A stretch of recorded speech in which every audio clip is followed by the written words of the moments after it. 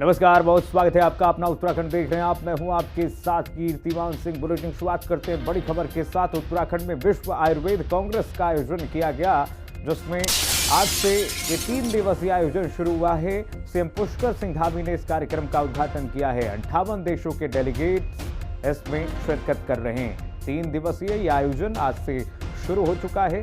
CM Dhami ने इसका उद्घाटन किया है।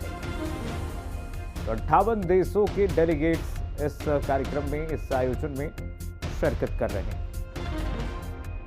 3 दिवसीय शिविर का आयोजन सीएम धामी ने इसका उद्घाटन किया है। तस्वीर आपको दिखा रहे हैं। सीएम धामी ने इस देवभूमि उत्तराखंड में विश्व आयुर्वेद सम्मेलन आयोजित करने के लिए माननीय प्रधानमंत्री श्री नरेंद्र मोदी जी का धन्यवाद करता हूं। हमारे आयुष विभाग के मंत्री आदरणीय प्रताप राव जी का धन्यवाद करता हूं। और निश्चित रूप से ये सम्मेलन देवभूमि उत्तराखंड में होना हमारी जो प्राचीन जो हमारी संस्कृति है, हमारी जो विधा है, उस विधा को और मजबूती प्रदान करेगा, विश्व के कोने कोने तक ले जाने का काम करेगा। क्योंकि ये देवभूमि उत्तराखंड योग की भूमि है, आयुष की भूमि है और अनेक अनेक वनस्पतियों के लिए ये सबसे उपयुक्त भूमि है। हमारे ऋषि मुनियों ने यहाँ पर बहुत अनुसंधान किए और आज वर्तमान समय में हमारे देश के प्रधानमंत्री आदरणीय मोदी जी के नेतृत्व में पूरे विश्व के अंदर योग का प्रचार प्रसार हो रहा है। 3 दिवसीय विश्व आयुर्वेद सम्मेलन का आयोजन आज से होने जा रहा है। आप देख सकते हैं तस्वीरों में मुख्यमंत्री पुष्कर सिंह धामी इस सम्मेलन के लिए मुख्य अतिथि के तौर पर प्रतिभाग करने के लिए यहां पर पहुंच चुके हैं, जहां पर आज उनकी ओर से आज इस सम्मेलन का शुभारंभ किया जाना है। और यह सम्मेलन बहुत ही ज्यादा महत्वपूर्ण इसलिए भी हो जाता है क्योंकि उत्तराखंड को ऐसा पहली बार मौका मिला है जब इसकी मेजबानी करने जा रहा है। इसके लिए कई सुनहरे मौके आज उत्तराखंड के पास है। उत्तराखंड की आयुर्वेद को किस तरीके से विश्व स्तर पर पहचान मिले, उत्तराखंड की पर्यटन को, संस्कृति को किस तरीके से पहचान मिले, इसी के साथ साथ विभिन्न देशों के डेलीगेट्स भी आज के इस कार्यक्रम में जुड़ेंगे। एक मंथन होगा, इंटरनेशनल असेंबली होगी। 58 से ज्यादा विदेशों के जब डेलीगेट्स यहाँ पर होंगे तो आयुर्वेद के क्षेत्र में किस तरीके से आगे बढ़ा जा सके, उसको लेकर के भी यहाँ पर मंथन किया जाएगा। तो निश्चित तौर पर यह जरूर कहा जा सकता है इन 3 दिवसीय कार्यक्रम के दौरान जो भी अमृत निकल करके सामने आएगा, आने वाले समय पर मील का पत्थर जरूर साबित होगा। देहरादून से वीडियो जर्नलिस्ट विजेंद्र तुड़ी के साथ मैं अशोक कुमार, हिंदी खबर। और चलिए एक और बड़ी खबर बता दी। उत्तराखंड में 5 आईपीएस अफसरों के तबादले किए जा चुके हैं। राजीव स्वरूप गढ़वाल रेंज के आईजी बनाए गए हैं। प्रशासनिक सर्जरी हुई है यहाँ पर। उत्तराखंड में 5 आईपीएस अफसरों के तबादले हुए हैं। राजीव स्वरूप गढ़वाल रेंज के आईजी बनाए गए हैं। केएस नगन्याल आईजी इंटेलिजेंस बनाए गए हैं। वी मुरुगेशन को एडीजी लॉ एंड ऑर्डर का प्रभार सौंपा गया है। वहीं एपी अंशुमान एडीजी सीसीटीएनएस दूरसंचार बनाए गए।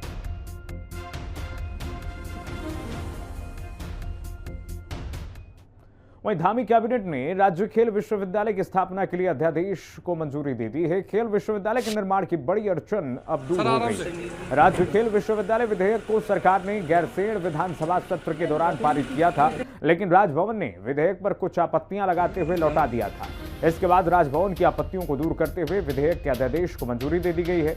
वहीं खेल मंत्री रेखा आर्य ने संशोधित खेल अधिनियम को कैबिनेट की मंजूरी मिलने पर मुख्यमंत्री पुष्कर सिंह धामी और पूरी कैबिनेट का आभार जताया। अध्यादेश को मंजूरी मिलने से जल्दी प्रदेश में खिलाड़ियों के हित में विश्वविद्यालय की स्थापना का काम पूरा होगा।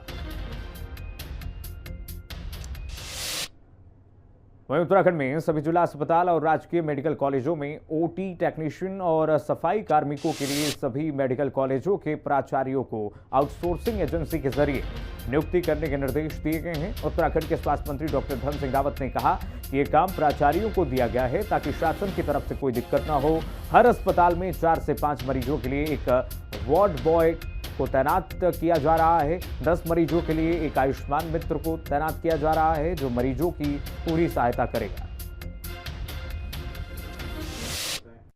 आपने देखा होगा कि पहली बार इन 24 सालों में स्वास्थ्य विभाग में 100% हमने आशाएं दे दी हैं, 100% एनम दे दिए हैं, 100% अब हमने लैब टेक्नीशियन दे दिए हैं, 100% अब नर्सिंग स्टाफ दे दिया है, और अभी डॉक्टर्स जो है लगभग 80% हो गए हैं। 20% जो बैकलॉग है वो भी हमने विज्ञापन जारी कर दिया है 288 पदों का। अब कई जगह डिमांड ये थी कि भाई हमको ओटी टेक्नीशियन चाहिए, हमको जो है जो सफाई के लिए जो है कार्मिक चाहिए, तो अब हमने इसके लिए भी हर डिस्ट्रिक्ट हॉस्पिटल को भी और मेडिकल कॉलेजों को भी आउटसोर्स एजेंसी बनाने के लिए कह दिया है कि वो आउटसोर्स से जो है नियमानुसार जितने उनको पद चाहिए, कहीं 300 चाहिए, कहीं 250 चाहिए, कहीं 500 चाहिए, तो हमने उनको बोल दिया है। वहीं उत्तराखंड बीजेपी के प्रदेश मीडिया प्रभारी मनवीर चौहान ने शीतकालीन यात्रा की सफलता के लिए धामी सरकार के प्रयासों की सराहना की। मनवीर चौहान ने कहा कि सरकार के प्रयास राज्य की आर्थिकी के लिए मील का पत्थर साबित होंगे। बारामासा यात्रा को लेकर सरकार गंभीर प्रयास कर रही है। यात्रियों को GMVN के होटलों में 25% रियायत, पंचबद्री केदार के साथ शीतकालीन गद्य स्थलों के आसपास व्यवस्था, ढांचागत विकास, यात्रा मार्गों पर होटल, पार्किंग, खाने पीने और स्वास्थ्य व्यवस्थाओं को दुरुस्त करने का फैसला लिया गया है।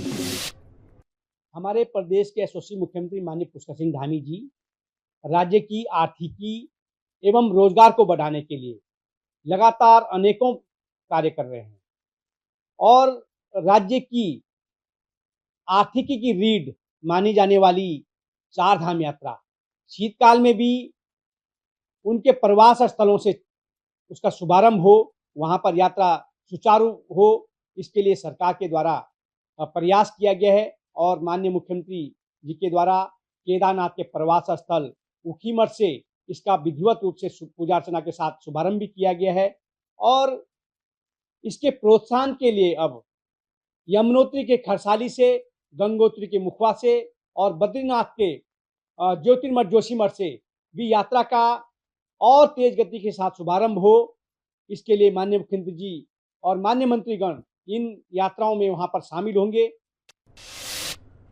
और खबर देहरादून से है, जहां ONGC चौक पर हुए इनोवा कार हादसे को लेकर JPRI की रिपोर्ट सामने आई है। ये रिपोर्ट परिवहन विभाग को सौंपी गई है। रिपोर्ट में कई खुलासे हुए हैं, जिसमें कई गलतियां और खामियां सामने आई हैं, जिसकी वजह से एक झटके में 6 लोगों की जान चली गई।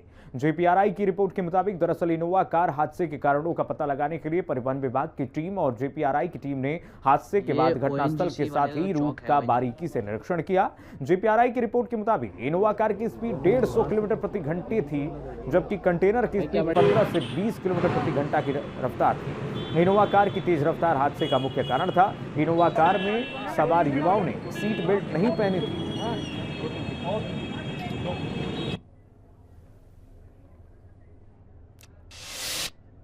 वहीं स्मार्ट सिटी देहरादून में बने बम्प स्पीड ब्रेकर सड़क हादसों का कारण बन रहे हैं। देहरादून घंटाघर के पास बने बम्प स्पीड ब्रेकर की वजह से सड़क हादसा हुआ है। इस हादसे में 3 साल का बच्चा गंभीर रूप से घायल हुआ था, जिसका वीडियो अभी सामने आया है। ये वीडियो सोशल मीडिया पर जमकर वायरल हो रहा है। स्थानीय लोगों का कहना है कि देहरादून में घंटाघर के आसपास स्पीड ब्रेकर तो बना दिए गए हैं, लेकिन कोई संकेतक नहीं लगाया गया है। लोग आए दिन हादसों का शिकार हो रहे हैं। बीते सोमवार को स्पीड ब्रेकर्स के कारण 7 हादसे हुए हैं। इन दुर्घटनाओं में 2 लोग गंभीर रूप से घायल हुए। दरअसल 11 नवंबर को इनोवा हादसे के बाद शहर में गाड़ियों की रफ्तार को कंट्रोल करने के लिए देहरादून शहर में जगह जगह स्पीड ब्रेकर बनाए गए हैं। वहीं इस पूरे मामले पर विपक्षी कांग्रेस ने सरकार पर जमकर हमला बोला। कांग्रेस मुख्य प्रवक्ता गरिमा दसौनी ने कहा कि राजधानी में स्मार्ट सिटी के तहत बिना मार्किंग के पहाड़ जैसे स्पीड ब्रेकर बनाकर लोगों की जान के साथ खिलवाड़ किया जा रहा है। एक कहावत है, पहले मियां बावरे तापर खाली भांग।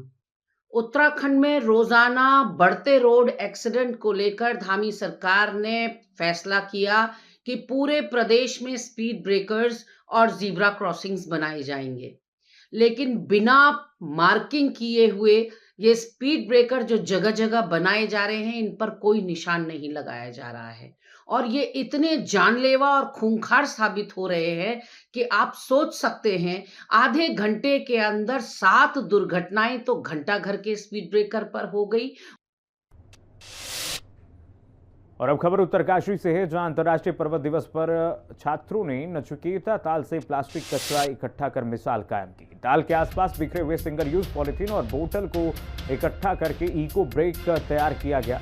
पर्वत दिवस मनाने का उद्देश्य पर्वतों के संरक्षण और पर्वतों के न रहने से होने वाले खतरों के लिए लोगों में जागरूकता बढ़ाना है, क्योंकि पर्वत जलवायु संतुलन, जलीय संसाधन, वनस्पति महत्वपूर्ण स्रोत है।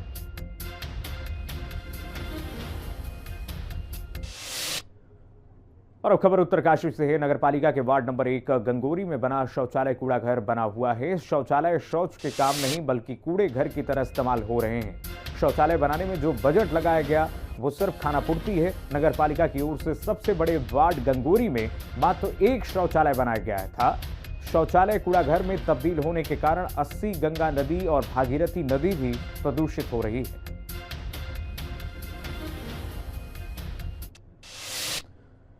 वहीं हल्द्वानी में राष्ट्रीय खेलों का समापन होना है, इसलिए रेलवे स्टेशन, एयरपोर्ट से लेकर स्टेडियम तक सभी सड़कों के सौंदर्यीकरण, चौड़ीकरण का काम किया जा रहा है। तेजी से काम चल रहा है। इसी जद में बने हुए अतिक्रमण को अब चिन्हीकरण करते हुए प्रशासन ने 15 दिन के अंदर खुद तोड़ने के निर्देश दिए और साथ ही नालियों में गंदगी के चलते सभी दुकान मालिकों के चालान करने के निर्देश भी दिए।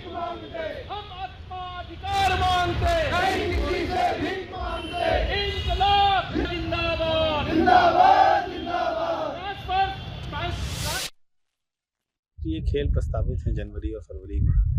इसमें नगर निगम, पीडब्ल्यूडी, राजस्व विभाग और हमारे जिला प्रशासन की टीम ने आज इंस्पेक्शन किया है। जहां पर नालियों की समस्या है उसको दूर करने के लिए हमने अपनी टीम को निर्देशित किया है, परंतु सड़क की कंडीशन ठीक नहीं है, पहले से उसको और बेहतर किया जाना है।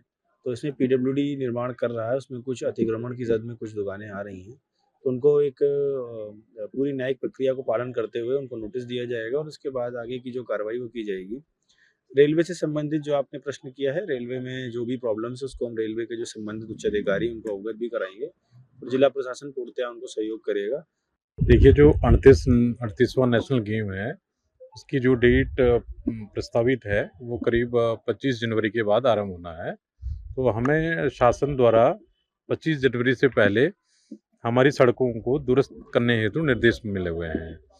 इसमें जो पहला रूट है हमारा पन्नगर एयरपोर्ट से और रेलवे स्टेशन, ये 2 जगहों से हमारे जो मेहमान हैं, खिलाड़ी मेहमान, वो आएंगे। तो हमारा अगर हम पन्नगर एयरपोर्ट से रामपुर रोड होते हुए जो रूट फिक्स है अभी तक सिंधी चौराहा है, सिंधी चौराहे से हम नरीमन काठगोदाम ले जाएंगे। और बढ़ते आगे, उत्तराखंड देवभूमि ट्रक ओनर महासंघ के नेतृत्व में ट्रक ओनर्स और ट्रांसपोर्ट की अनिश्चितकालीन हड़ताल दूसरे दिन भी जारी है। प्रदेशव्यापी हड़ताल में सभी गाड़ियों के पहिए बंद रहे। रानीबाग में आंदोलन कर रहे ट्रक मालिकों को आंदोलन के लिए दूसरी जगह भेजा गया। अब आंदोलन बुद्ध पार्क में जारी रहेगा। ट्रक यूनियन के पदाधिकारियों का कहना है कि जब तक उनकी मांगे पूरी नहीं होती, ओवरलोड पर कार्रवाई नहीं होती, तब तक उनका धरना जारी रहेगा। हम चाहते हैं कि सरकार ओवरलोडिंग बंद करवाए और हमारे टोटल वाहनों पर जीबीडब्ल्यू पर 25% जो है एक्स्ट्रा हमें वेटेज है, जैसा कि कई प्रति राज्यों में सरकारों ने दिया है। क्योंकि उससे हम चाहते हैं, ट्रक व्यवसायी चाहते हैं कि सरकार हमें 25% जीबीडब्ल्यू एक्स्ट्रा दे, उसका हम टैक्स पे करेंगे। इस तरीके से अगर पूरे उत्तराखंड में आप देखेंगे तो लगभग हमारा एक मोटा अनुमान है 40 से 50 करोड़ प्रति वर्ष सरकार को फायदा होगा। के माध्यम से हमने पिछली बार भी सरकार को और प्रशासन को ये बताया था, आपने पिछले साल भी कवरेज की थी और हमारी मांगे पिछले साल भी वही थी जो आज है। लेकिन पिछले साल कमिश्नर साहब की अध्यक्षता में बैठक हुई थी, वो जितनी भी मांगे थे वो आज तक पूरी नहीं हुई है हमारी। उसके संदर्भ में आज हमें दोबारा से इस हड़ताल को करना पड़ा और आज हमने इसको प्रदेश व्यापी हड़ताल में के रूप में शामिल कर दिया है। इतना उत्पीड़न किया जा रहा है कि मैं एक ट्रक ओनर्स के साथ साथ ट्रक ड्राइवर भी हूँ। हम देवभूमि उत्तराखंड में कहीं भी जा रहे हैं तो हमारे साथ पुलिस द्वारा इतना उत्पीड़न किया जा रहा है, या तो हर चौकी में इनको जो इनका मन मर्जी से इनने हफ्ता महीना बांध रखा है, या तो इनका महीना दो या इनकी मन मर्जी का चालान कटवाएं। अगर हमारे पास पैसा नहीं भी रहता है तो ये लोग हमारे कागजों को जबरन हमारे पास से गाड़ी में से फाइलें उठाकर कागज रख लेते हैं और उसमें भारी भारी चालान कर दे रहे हैं। और अब खबर उधम सिंह नगर से है, जहां पंतनगर थाना क्षेत्र के टांडा जंगल के पास भीषण सड़क हादसा हुआ। शादी समारोह से वापस रुद्रपुर लौट रही बारातियों की कार ट्रैक्टर ट्रॉली से जा टकराई।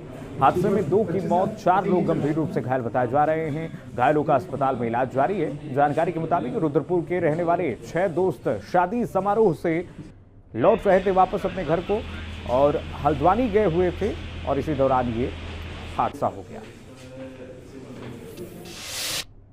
से टकराने के कारण ये घटना हुई है, जिसमें 6 लोग थे कार में हो गई है और बाकी 4 थोड़ा ठीक है और उपचार चल रहा है। और बढ़ते आगे, खबर चंपावत से है, जहां जल मिशन योजना के तहत 181 लाख रुपए की लागत से बन रही योजना का कार्य 2.5 साल बाद भी पूरा नहीं हो पाया है। रोसाल रेट्रो पेयजल योजना पूरी न होने से ग्रामीणों में जल संस्थान के खिलाफ काफी आक्रोश है। ग्रामीणों ने जल संस्थान पर लापरवाही का गंभीर आरोप लगाया है। ग्रामीणों ने चेतावनी देते हुए कहा कि अगर जल्द कार्य पूरा नहीं हुआ तो वे जल संस्थान के खिलाफ धरना पर बैठेंगे। और वहीं जल संस्थान के अभियंता ने बताया कि आपदा आने से योजना का कार्य प्रभावित हुआ है। उन्होंने कहा कि 2 हफ्ते में योजना का कार्य फिर से शुरू कर दिया जाएगा। हमारे यहाँ जो जल जीवन मिशन के द्वारा जो योजना बनाई जा रही है वो 4 गांव के लिए योजना बननी है। एक है रोसाल, डनगांव, टुंटा बिस्टो और लूजनी। और उसको जो है 2.5 साल का समय बीत गया है, लेकिन अभी तक वह योजना पूर्ण नहीं हुई है। और बीच में भी जब इन्होंने उसको पंप बोरिंग करने के बाद योजना छोड़ दी थी, उसके बाद फिर हमने आपके मीडिया के माध्यम से जो है ये खबर चलाई थी, तो फिर उसके बाद इन्होंने उसमें काम किया, लेकिन अभी तक न तो उनकी पूरी कनेक्टिविटी पूरी हुई है और ना ही उसमें टैंक बने हैं और ना ही कुछ हो रहा है। और लोहिनी जैसे गाँव में जहाँ पानी की बहुत ज़्यादा समस्या है, वहाँ लोग पानी के लिए हाहाकार मचा हुआ है। तो कब ये योजना पूरी होगी? अब फरवरी के बाद वैसे ही पानी की बहुत समस्या हो जाती है। तो लगभग जो है 2.5 साल का इसमें समय बीत गया है। बार बार हम विभाग के लिए कहते हैं, लेकिन इसमें कोई कार्रवाई नहीं हुई।